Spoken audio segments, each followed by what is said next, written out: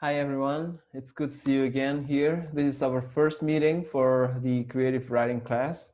Well, not the first meeting, but it's the first module for the creative writing class.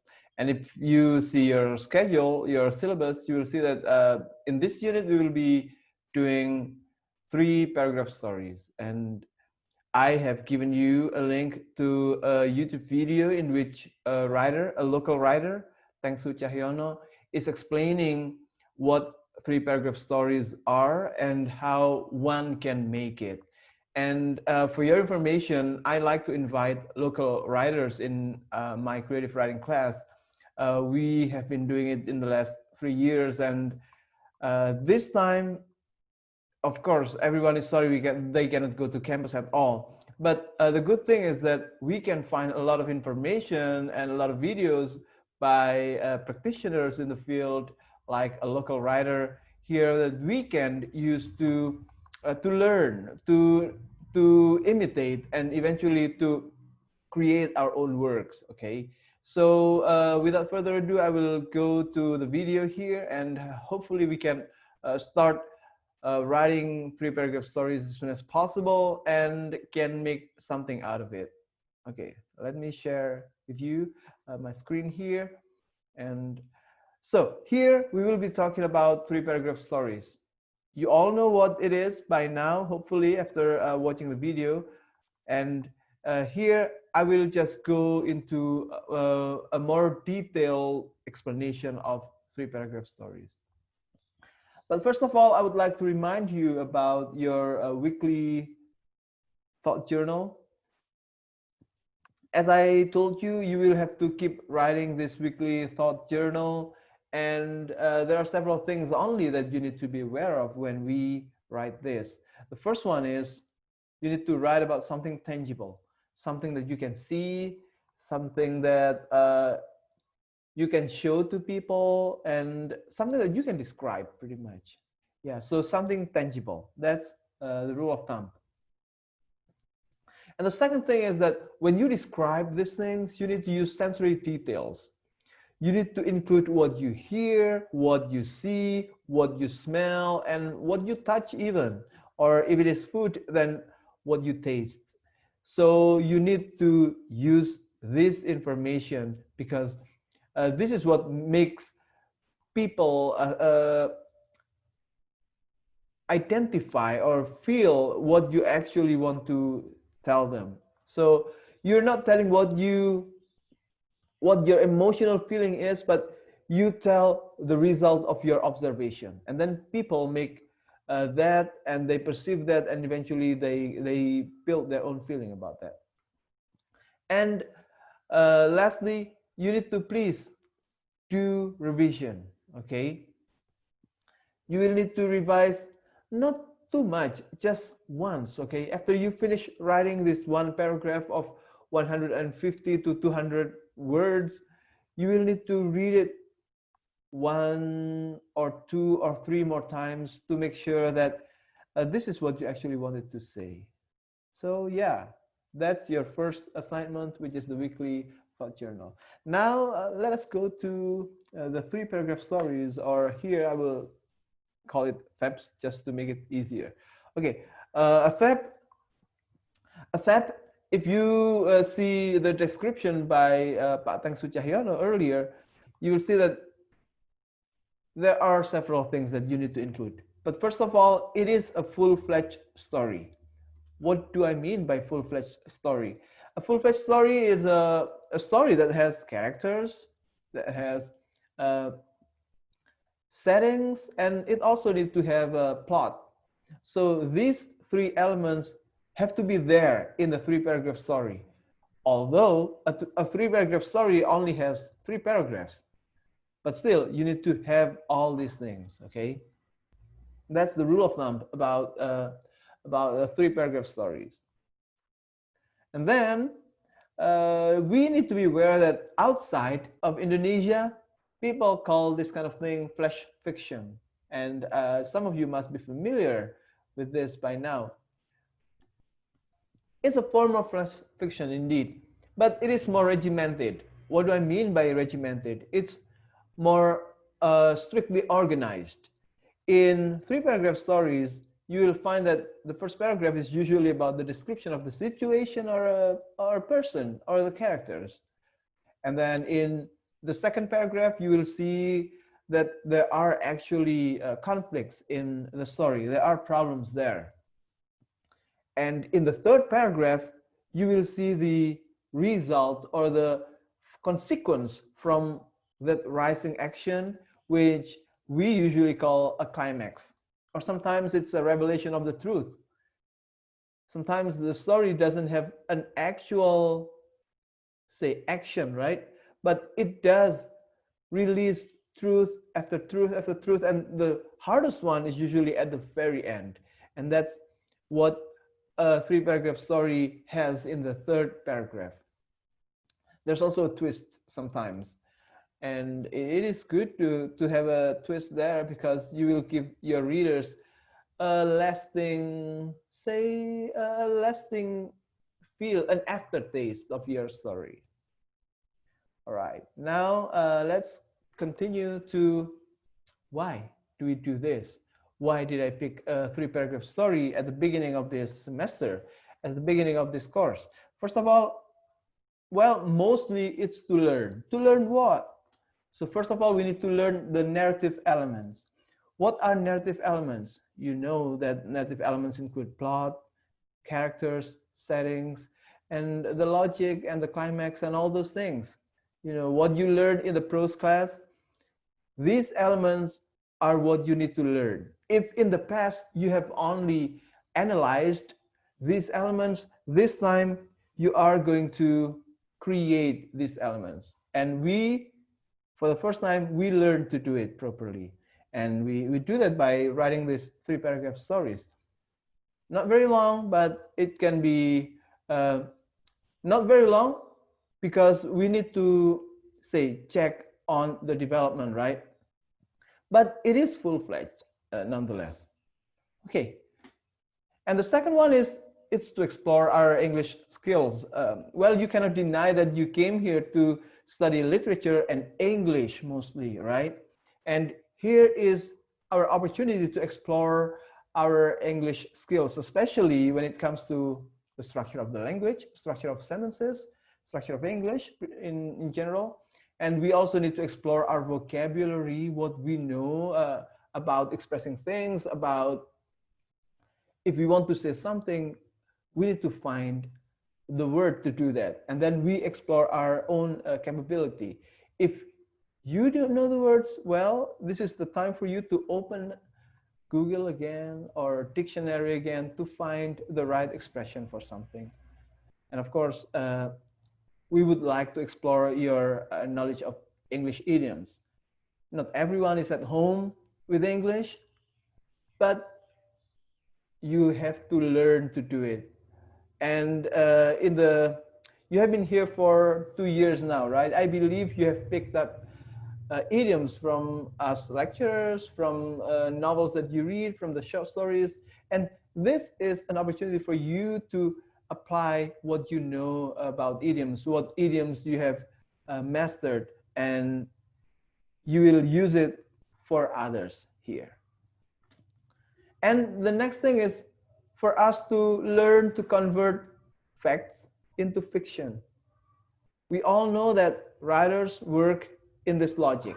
They start with facts and they respond to the facts, and eventually they create fiction out of the facts. And this is the basic way to do it, because you only need to write it in 3 paragraphs, not longer than that. And finally, you will do what writers actually do. What do writers do? Yeah, what do you think do they do? Well, they basically reflect on life and then create something from that reflection to give to people, so that people can also reflect on it, can also ponder, to use a more proper word. And finally, it's an opportunity for you to keep writing and writing and writing and writing. Why? Because we all have ideas, but we don't get to write them down. And by ideas here, I mean ideas for fiction. This time, if you get ideas from fiction, then you write it as quickly as possible.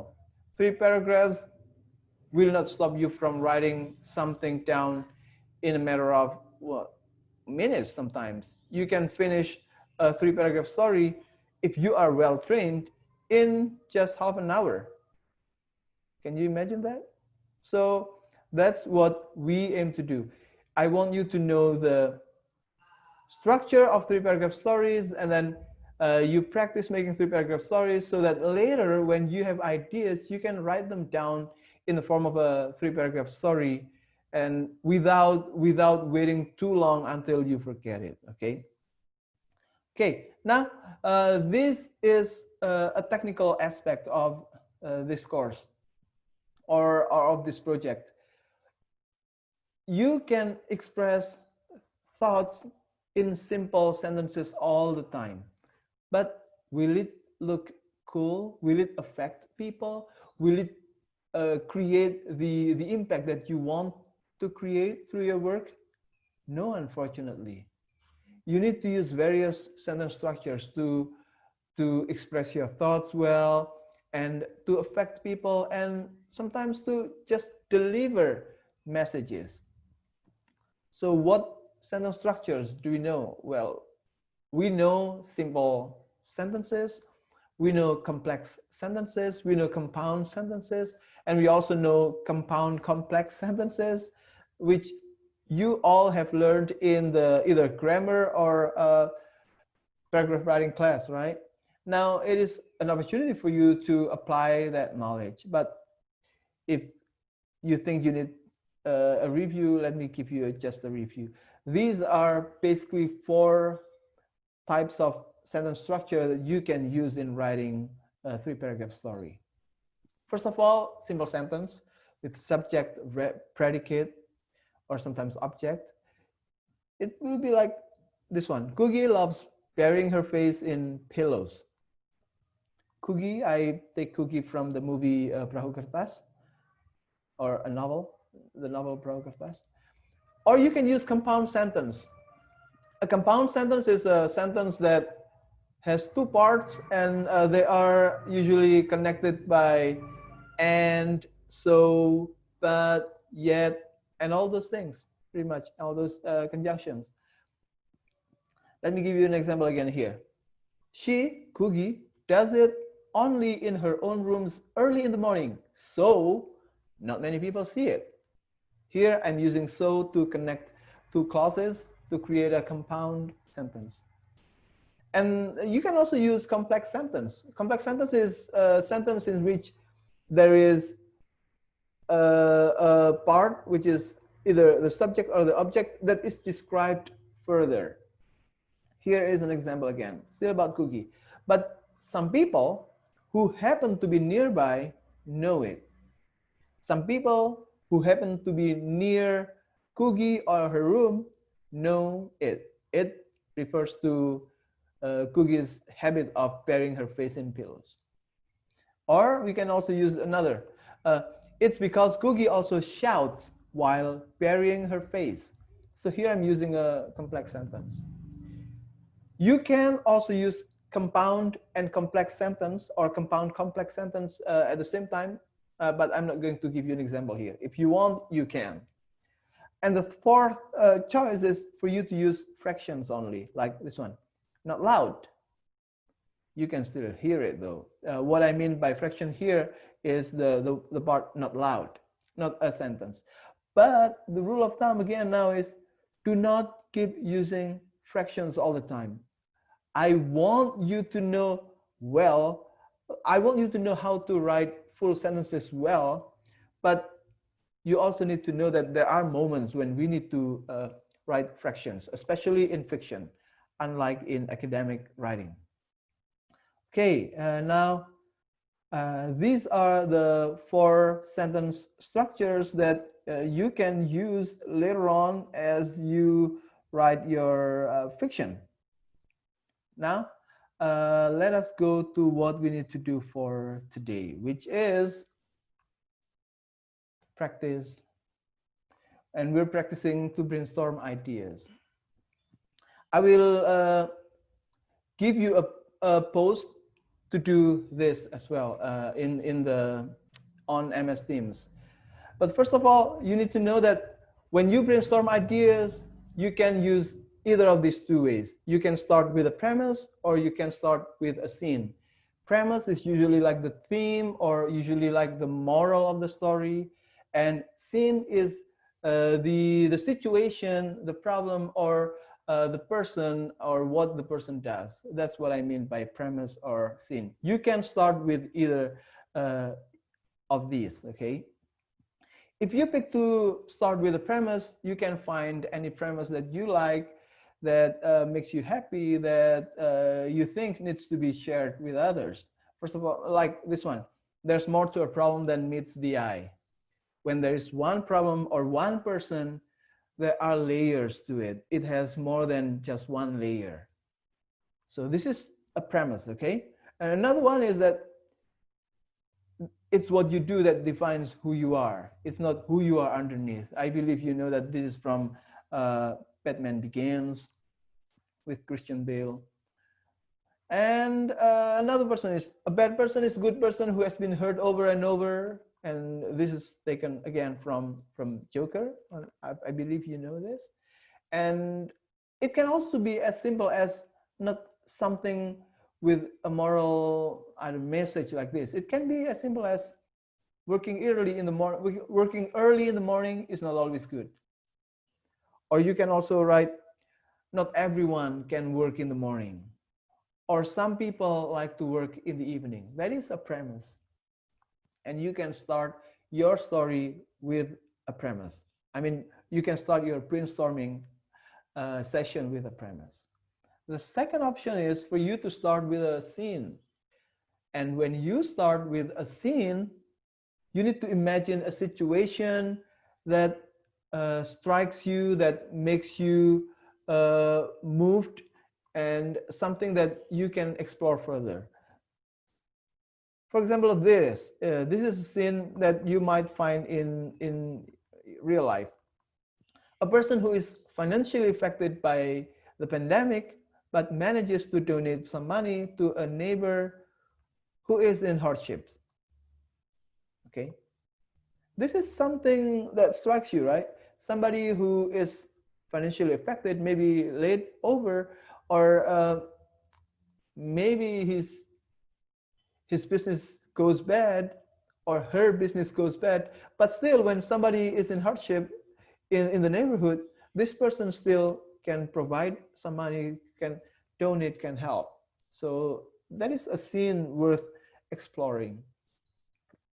Another one is a young vampire who finds it difficult living in the world during the pandemic because he finds out that he's also affected. So if he touches a person, he will get affected by the coronavirus. So this person finds it difficult to, well, to get blood in the usual way. So maybe this young vampire has to go to PME to get some blood and so on, as long as this young vampire doesn't need to touch people. Or it can be about a scientist who discovers that zombification happens to a group of people working in a government facility. I don't know whether you know this, but I Am Legend is something like this, right? There's a zombification that takes place after a vaccination of, I don't know, cancer cure or cancer vaccine. And this is a scene that you can start developing later on.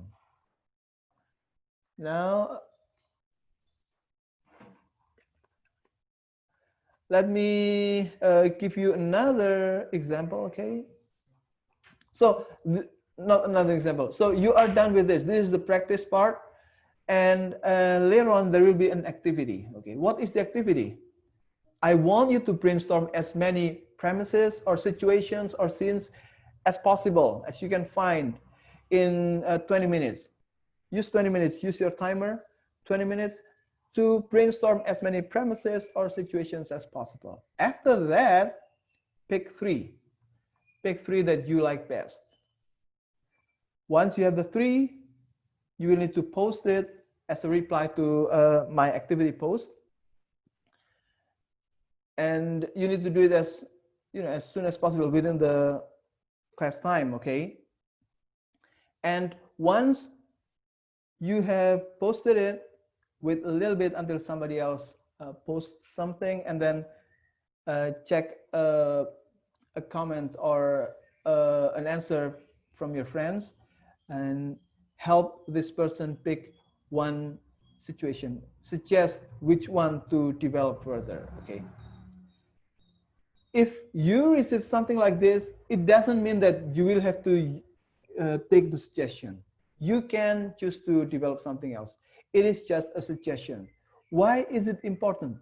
It's important for you to know what others might find interesting. And that's what I want you to do. You need to be responding as well to what people like. We are writing often to express our own concerns, but it is not bad to also consider what people will find interesting. Especially if you're into popular literature, then you need to really respond to what people like and what people enjoy reading. But of course, if you have agenda, thoughts, or ideology, you can also insert that in the story. And that is for activity one. Now, activity, oh yeah. Let me give you a warning first of all. When you brainstorm, it often happens that you feel that your idea is lame and not very good, not cool. That's okay. Keep going. Just write it. And also you feel that your idea is too scary or too obscene or too subversive. That's fine. Keep writing it. You are still learning to catch what your brain has, right? So keep doing it. Just write it. Just write it. And it is important because writers usually they collect mass. By mass here I mean writings. They collect as many drafts as possible. I know a writer who wrote one short story every day back in 2004, and after 60 days, which means this person already had 60 stories, then what? This person deleted all the stories from the folder. Why? Because he thought that what was important for him or was the actual writing practice, the actual moment when he collects the mess. So it doesn't really matter if you delete everything after that, because you have gained what you needed. You have trained your brain to capture ideas, inspiration, and eventually to write them down. You can still write more when you need to. And lastly, writers write trash. What writers write are not always good things. There are moments when they write trash, and they are happy about that. They don't have any problem about that. Why? Because trash, they turn into compost, and compost is good for your plants and for your environment, right? Yeah, so that's the warning from me. If you feel that your work seems lame, that's fine. Just keep writing. And comes the second activity or the second practice. The practice here is about describing a person or a situation. You will need this in your first paragraph, okay? What do you need to do?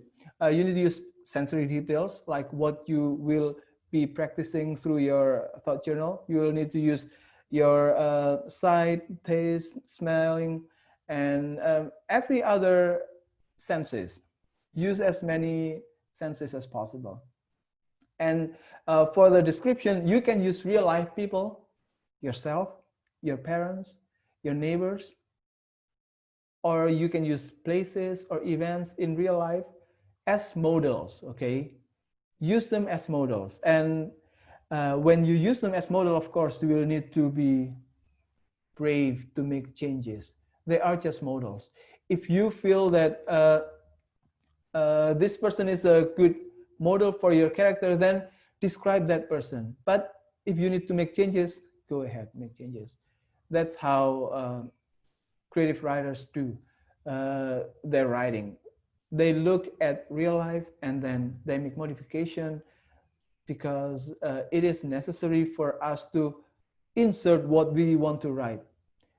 Our imagination might need models, but our imagination needs to be also free to mold the model, to change the model into what we want. All right, that's uh, the that's the background of our last activity for today. And the activity is for you to write a paragraph to describe a situation or a scene or a character.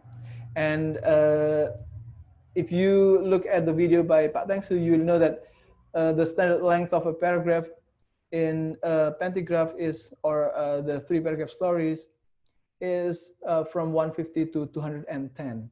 But here I'm just making it simple by saying that make a paragraph of 150 to 200 words only, okay? And it shouldn't take you too long, right? I hope you can finish it, what? How many minutes? Let's take 30 minutes, okay? Don't use more than 30 minutes to finish this entire thing. All right, I think that's all from me for today. So onwards, let's enjoy this first adventure, and I'm looking forward to see your post. Please post the assignment as I instruct you on MS Teams later on. Bye, everyone.